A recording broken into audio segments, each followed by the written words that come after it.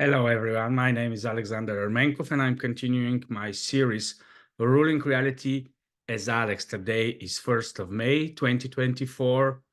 It is the Labor Day in some of the countries like Bulgaria, maybe Eastern Europe, some Asian countries, maybe in the Western Europe.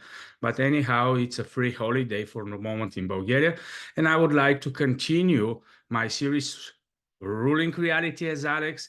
And I would like to speak today about desires and how to rule our reality and how to use desires in order to express ourselves, and why it's important to constantly monitor and to constantly be aware about the desires. Every time, every morning, I'm doing two things. I'm always asking myself, Alex, what do you see? And the second thing, Alex, what do you want? It is very important for us to want, to desire, to have burning desires, but not only in the esoteric way, but there is a reason why we, as part of creations, are to express our desires in the outer reality. And of course, it's a very broad topic. If you go into the different Kabbalah teachings or esoteric teachings, you are going to see and to understand that desire is an important part of the way the inner man is developing, and it is giving us a feedback of our levels of consciousness and the way we interact with reality.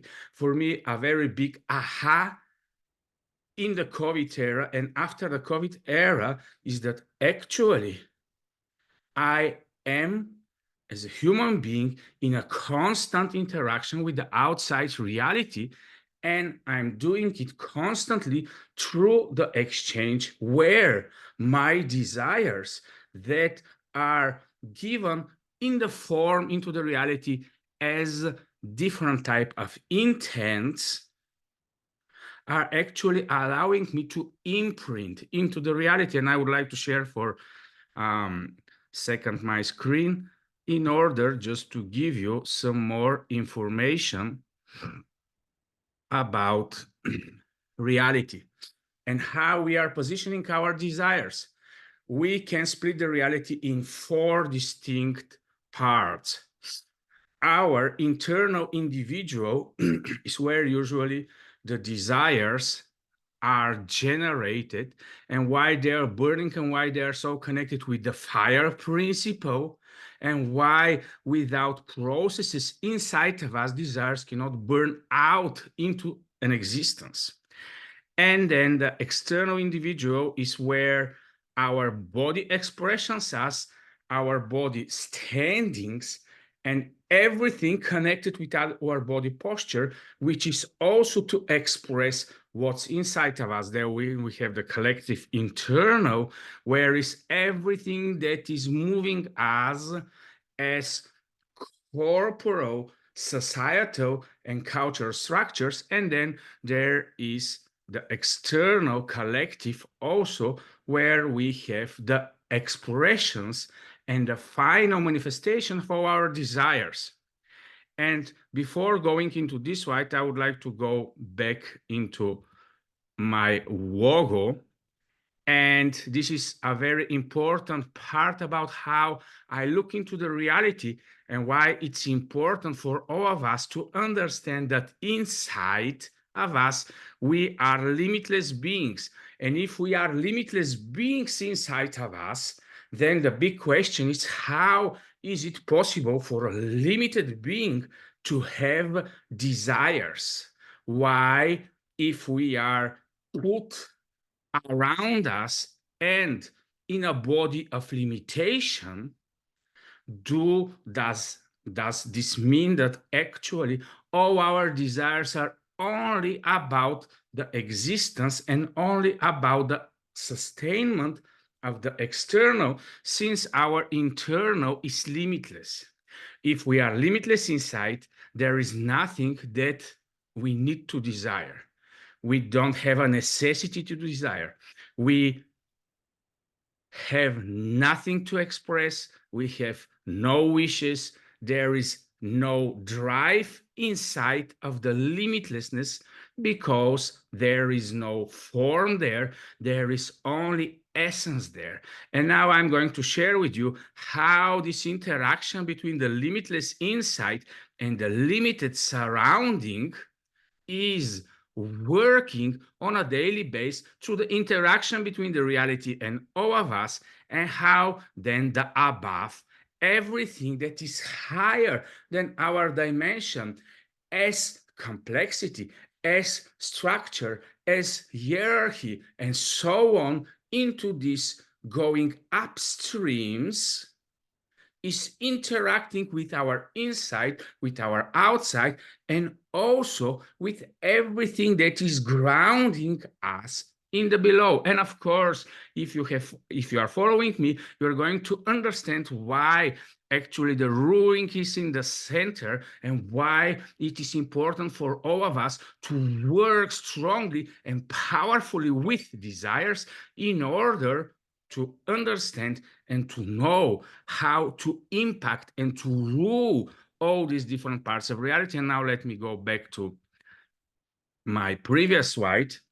And if we speak about the internal part of us, where is our awareness, perception, consciousness, subconsciousness, dreams, visualization, memory of experience, pattern recognition, predictability, projections, intent, attention, focus, identity, desire, passions, urges, will, everything that is happening within this body, but not as a space, but as a concept. We are calling it individualized consciousness, because if we haven't had the body, it was going to be very hard for all of us to understand that we are an individualization and a separation from the whole. But what is important here is to understand why these two things are important for me. What do you see and what do you want? And it is an important part because it is connected with the ultimate strategic positioning of all of us within this construct of the reality we are experiencing on a daily basis. It is important for all of us to be positioned as limitless beings, to be positioned in such a way that no matter if our desires, which are to be expressed, are allowed to manifest or not, it doesn't create in us a scarcity mentality. It is important to know that we, from the inside, within our essence, we don't need. Of course, there is a very deep distinction, which is the connection between the below and the above and us in the center, where I, for myself, had made my reconciliation with the Christianity and the understanding of the Christ essence and the Christ purpose, where I feel myself and my inside totally connected and reconstructed with the heavenly and the ultimate absolute. So from this position forward, it is very interesting to understand why in Christianity it is said that whatever you desire, it is going to be done. Or some other specific, it is said that whatever you desire in my name. Or we are to go through this Christ consciousness, through the understanding and through the knowingness of what is actually giving the possibility of the human being to beneficially interact with the reality. And based on this, if we are able to be in an ultimate strategic positioning where we are 100% in awareness and standing in posture, that whatever we desire is going to be supported from the construct and is going to be into the revealing and manifestation mode from the beginning forward towards it's moving, and gradually coming into manifestation and revealing. And for me, because I'm, let's say, a Christian from 17 years old, I have been constantly developing this positioning, a fear that anything I desire, anything that I want is going to be supported and is going to be allowed to manifest. And then it becomes the hard part, because how am I going to commit to a desire? How I'm going to construct and to enter into a flow where I'm creating true intent, a flow of desires and manifestational principles where I'm going to be supported within the reality. It is very difficult for us to take the responsibility that we are created to be part of giving forward through us and through our essence, the generating power of constantly, subjectively, and holographically to impress our desires into this reality. And let me give you a big hint here, which is very important, because, of course, if we want to go into this state, we are to very strongly be connected and to be in synchrony between our mind, our heart, our guts, and then the care principle, which is happening because of the uniqueness of each one of us as experiential accumulation of assets that we are individually able to express. And because of this, whenever I wake up, the important part for me is, what do I see? What type of unique gap that I am caring about through my inner being forward, I'm willing to fulfill, and I'm willing to be part of, into manifestation, into the common holographic reality. And the beautiful thing about all of this is that when we are in the rightful connection, we are even motivated, and everything around us is waiting for our desire to be expressed, because through the individualization process, there is a reason why individualization is encouraged through uniqueness to express something specific in order a gap that no one else can see to be filled into our common holographic reality.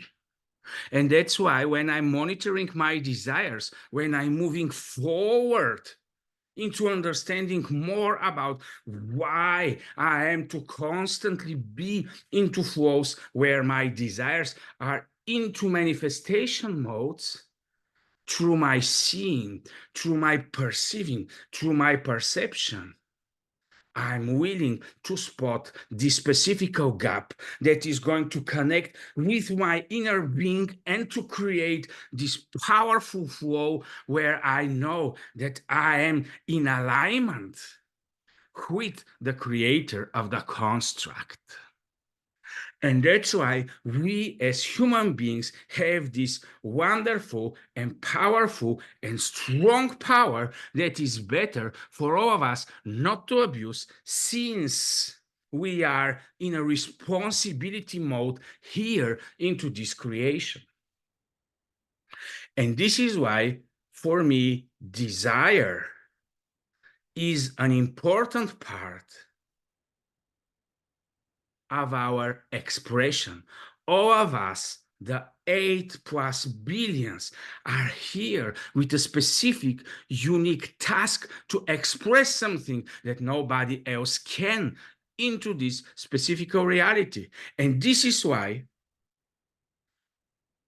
the so-called elite that are governing the lower levels of the construct are constantly pushing into us, consciously and subconsciously, desires that are prepared and that are constantly influencing us into expressing things that are according to the agenda, but are not filling the specific, unique gaps that any of us can spot. Because what is the necessity to express desires if we're doing it for the wrong reasons? And what can be the wrong reasons? Alex, if I'm expressing, for example, big, interesting material things, maybe I'm going to be worth it. Maybe people are going to love me, and so on, and different. Maybe my mother and father are going to be proud of me, or whatever reasons we are expressing. Once we say, I want, 99% of the time, we are saying, I don't have it, and I would like to get it. And this is the big problem because we are not positioned right. Once we are positioned as limitless beings that don't need to want, but are desiring because we see gaps that are specific and only us, through our uniqueness, can express and can commit, and everything inside is burning with these specifics, then it's no more about us. It's no more about our value. Then it doesn't matter if this specific desire is going to be or not. We are going to be committed wholeheartedly with all of our mind, with all our gut and energy put into it because we care. This is the so-called care principle. And the beautiful thing about the solipsism that is part of us is that the care principle is different for all of us. And this is why when I see lethargic people, and that's why I like to work with boredomness. I've been to so many different type of coaches that are advising me, Alex, how many millions do you need only for yourself in order to be happy or fulfilled or whatever? And when I know that I'm a limitless being, I know that I don't need. I can be totally without anything in the outer reality, but just the possibility and the probability to express. And of course, then we go into the base and minimum level of the desires, which are connected to the survival and which are connected to our body. And I'm going to share the screen again